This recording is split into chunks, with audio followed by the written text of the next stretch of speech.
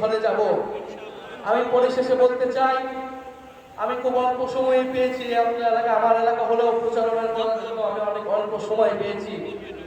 সেই প্ল্যান পরিকল্পনাকে আমাদেরকে পরাজিত করতে হবে। আগামী 12ই ফেব্রুয়ারি বাংলাদেশকে দখলদার মুক্ত, আধিপত্যবাদ মুক্ত, সন্ত্রাস মুক্ত করতে হবে আগামী 12ই ফেব্রুয়ারি।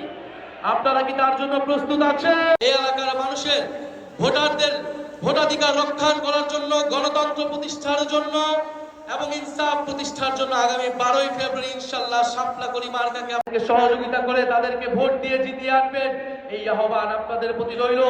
আমরা দেখতে পাচ্ছি বাংলাদেশে যে আরেকটি দল রয়েছে যারা বাংলাদেশকে বিপদগ্রস্ত করার পরিকল্পনা নিয়ে এগোচ্ছে। ইনশাআল্লাহ আমরা তরুণ যুব সমাজ সবাই প্রস্তুত আছি। আপনাদের প্রতি আরো আহ্বান জানাই, 12ই ফেব্রুয়ারি যদি ব্যর্থ হয়, 5ই আগস্ট ব্যর্থ হয়ে যাবে। আপনারা আমার জন্য, শাপলা গুলির জন্য আমি আতিক ভাইয়ের প্রতি কৃতজ্ঞতা প্রকাশ করছি।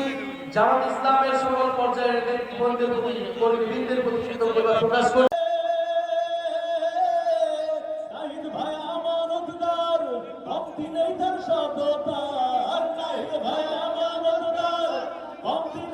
যে ঐক্য দেশ ও জাতির স্বার্থে 11টি রাজনৈতিক দলের অনেক ত্যাগের মধ্য দিয়ে যে ঐক্য সাধিত হয়েছে, সেই ঐক্যকে বিজয়ী করে আনতে হবে। আমরা দেখি সবাই ভোটটা দিন, নাহিদ ভাইকে সবাই ভোটটা দিন, শান্তি সুখের গড়তে সমাজ।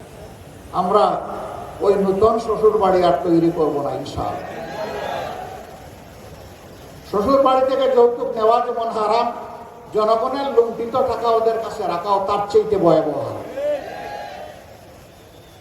এই দুইটা আমরা শুধু ঢাকা 11 আসনের জন্যই জয়ের ব্যাপারে আশাবাদী নই, আমরা সমগ্র বাংলাদেশে জয়ের ব্যাপারে আশাবাদী।